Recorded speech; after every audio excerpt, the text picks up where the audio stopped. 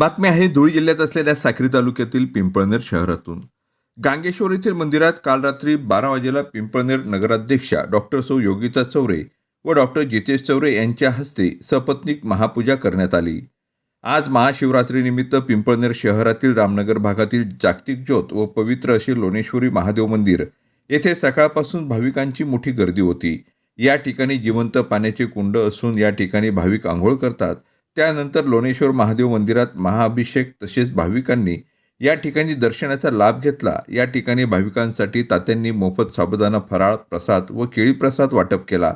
त्यानंतर पिंपळनेर शहराचे ज्या पिंपळेश्वर महादेव मंदिरामुळे नाव पडले त्या मंदिरात देखील भाविकांनी दर्शनासाठी मोठी गर्दी केली असल्याचे दिसून आले. तर रामनगर मंदिरातील धान्य गोडाऊन जवळील रामेश्वर महादेव मंदिरात भाविकांची गर्दी दिसून आली.